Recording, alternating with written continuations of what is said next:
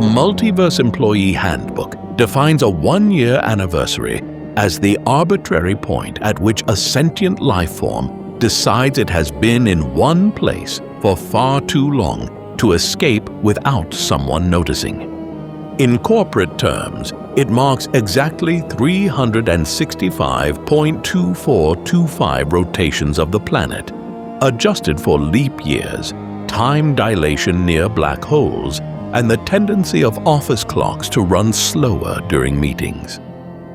Performance reviews, the handbook notes, are ceremonial interrogations in which an employee's past year of productivity, innovation, and biscuit theft is discussed in hushed tones over a spreadsheet no one fully understands. While allegedly intended to foster growth, they more often serve as a reminder that somewhere someone has been keeping score, possibly the universe itself, though the universe tends to misplace the paperwork. In some dimensions, the handbook observes, anniversaries and performance reviews are combined into a single event called a festivus of accountability, where employees receive both cake and a meticulously itemized list of their shortcomings. This, it claims, is a win-win, in that everyone leaves equally confused and slightly sticky.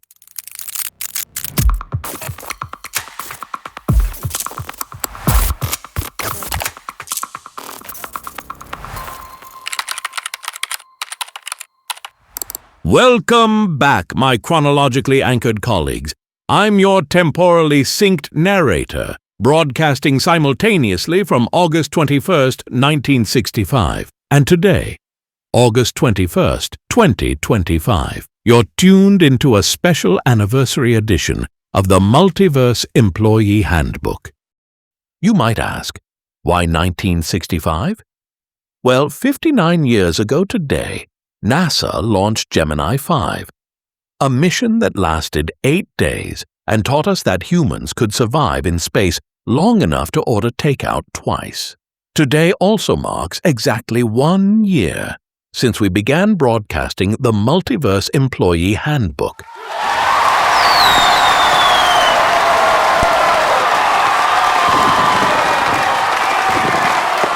Which means we've successfully avoided getting fired from at least one reality. The executives are cautiously optimistic, though they've implemented a new performance metric called ontological productivity quotient, measuring how much existence we accomplish per unit of being. Speaking of existence, I'm delighted to report that our listeners have reached a superposition of loyal and confused. Wait, what? With a statistical margin of error that would make Heisenberg himself throw up his hands and mutter something about the observer effect. Yeah. But let's begin where all good anniversary episodes should, with space travel and questionable decision-making. On this very day in 1965, NASA strapped Gordon Cooper and Pete Conrad into what was essentially a sophisticated tin can and shot them into the void. 5, 4, 3, 2, 1, 0. Ignition. Lift off. We're off on the hour.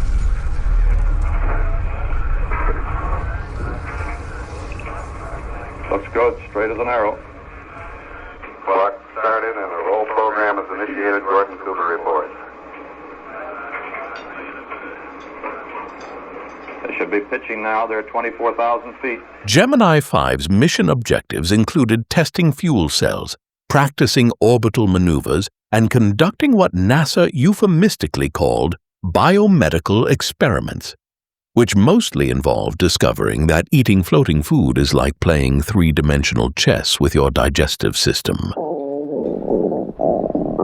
The crew spent 8 days proving that humans could endure prolonged spaceflight, consuming reconstituted beef stew and tang while orbiting Earth over 120 times.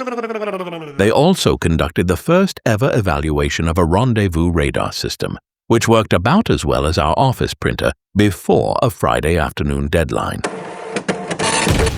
But here's what makes Gemini 5 particularly relevant to our interdimensional workplace. It was humanity's first extended experiment in existing in an environment where up, down, left, and right became matters of philosophical debate rather than navigational certainty. Much like working in Cubicle 7B, where the walls exist in non-Euclidean space, and the coffee machine operates on principles that violate the second law of thermodynamics. Most importantly, Gemini 5 proved that two people could coexist in an extremely confined space for 8 days without resorting to violence, a workplace achievement that remains unmatched by most corporate team-building retreats. Which brings us to our year in review, my quantumly entangled colleagues. Because if there's one thing we've learned from 12 months of podcasting about interdimensional employment, it's that reality has an even stranger sense of humor than our HR department. Let's start with the University of Würzburg's laboratory analog of the ADS/CFT correspondence. Scientists there used branched electrical circuits to mimic curved space-time, essentially creating a desktop model of quantum gravity. It's like they built a snow globe containing the fundamental nature of reality, except instead of fake snow, it's filled with the tears of philosophy students trying to understand what space-time even means anymore. But what do you even mean anymore? This gives us experimental access to quantum gravity theories, which is roughly equivalent to quantum improbability solutions finally getting an IT department that understands how their own computers work.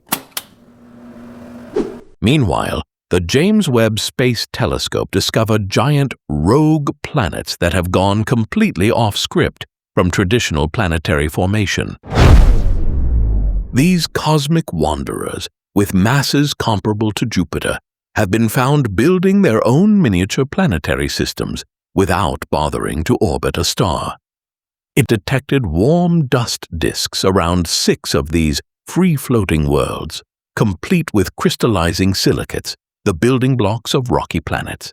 It's like discovering that the office's most antisocial employee has been secretly running their own highly successful social networking consulting firm from the supply closet. These rogue worlds challenge our parochial view of planetary systems as star-centered hierarchies, proving that even in the cosmos, some entities prefer the freelance lifestyle to traditional corporate structures. But wait, there's more. The quantum memory matrix hypothesis suggests that space-time itself might retain memory, acting like informational cells embedded in the very fabric of reality. If true, this means the universe has been keeping detailed records of everything that's ever happened, which explains why I still get performance reviews for that incident with the antimatter copy machine in 2019. Is that your butt? Disgusting. Yeah. Speaking of performance reviews, NASA provided a sobering reanalysis of K218B's biosignature potential. Their JWST data showed no conclusive evidence of dimethyl sulfide, the molecule that briefly made everyone think we'd found cosmic neighbors. The study confirmed a water-rich atmosphere with methane and CO2, but distinguished biological from abiotic sources about as effectively as our office can distinguish between legitimate sick days and the quantum flu. It's a reminder that the universe enjoys pranking us almost as much as our automated customer service system. Thank you for calling. Please hold while I transfer you to myself. Our near-Earth space neighborhood has been busier than the interdimensional mailroom during holiday season. Asteroid 2024 YR4, initially considered a potential Earth impact threat, has been deemed virtually harmless to our planet. However, it maintains a 4.3% chance of collision with the Moon in December 2032. Should this occur, we're looking at approximately a 1-kilometer crater and debris that could pose risks to satellites, essentially giving the Moon its first major workplace injury since, well, ever. More delightfully, we welcomed a temporary mini-moon. Object 2024 PT5, measuring between 5 and 42 meters, briefly joined Earth's gravitational embrace in late 2024 before departing for parts unknown. It's like having a cosmic intern, enthusiastic, temporary, and small enough that you're never quite sure what it's supposed to be doing. These celestial events remind us that space is essentially a cosmic highway, where the traffic laws are more suggestions than requirements, and everyone's driving while texting across multiple dimensions. But perhaps the most fitting addition to our anniversary retrospective is the arrival of 3I Atlas, our third confirmed interstellar visitor, discovered on July 1st, 2025. This ancient wanderer, potentially 7 to 14 billion years old, has been touring the galaxy since before our solar system was even a gleam in a nebula's eye. 3I Atlas follows an extremely hyperbolic trajectory with an orbital eccentricity of 6.141, which in layman's terms means it's moving so fast that calling it just passing through would be like calling a supernova mildly energetic.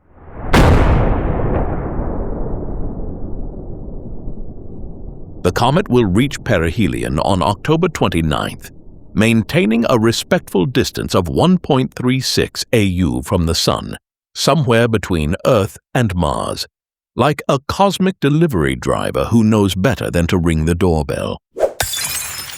Most delightfully, Harvard's Avi Loeb briefly speculated that 3I Atlas might be a hostile extraterrestrial spacecraft, prompting the astronomical community to collectively perform what can only be described as the academic equivalent of a facepalm.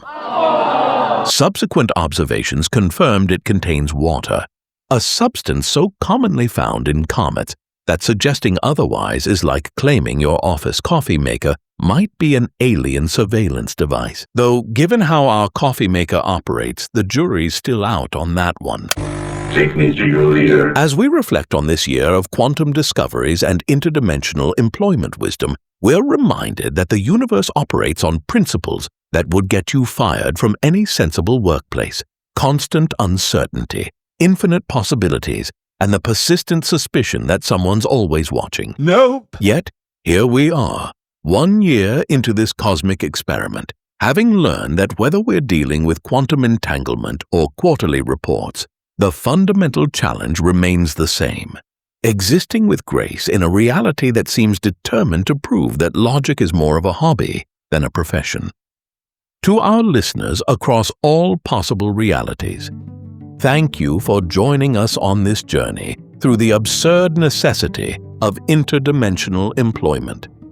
Remember that in at least one universe, you've already gotten that promotion you deserve, and in another, you've learned to stop worrying about it entirely.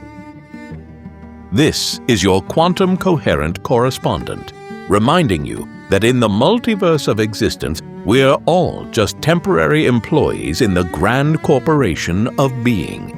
Until next time, keep your wave functions collapsed and your expectations appropriately uncertain. And with that, we file this special episode under completed but possibly misfiled, and set the handbook gently back on the shelf for a brief interdimensional tea break. We'll return on September 2nd with a brand new season. Fresher theories, stranger facts, and the same unwavering commitment to making the cosmos feel like your slightly eccentric coworker. Until then, keep your orbit steady and your paperwork improbably complete. What will they think of next has been prepared by the research unit of Science International. Wait, what?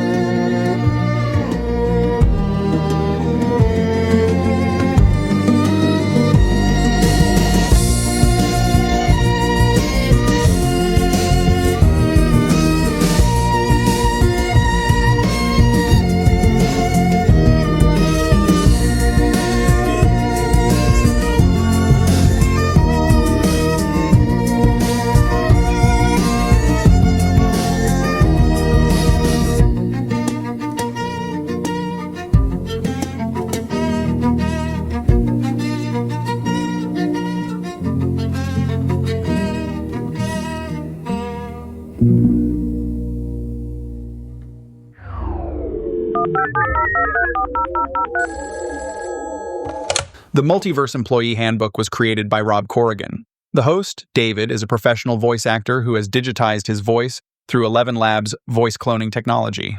All episode thumbnails are created with OpenAI, and music and sound effects come from Pixabay, which are generated by human artists. Everything else, the writing, jokes, research, sound editing, and coffee consumption, is 100% human-made by a human. No cats are harmed in the making of this podcast. Visit our website for more information about the Multiverse Employee Handbook.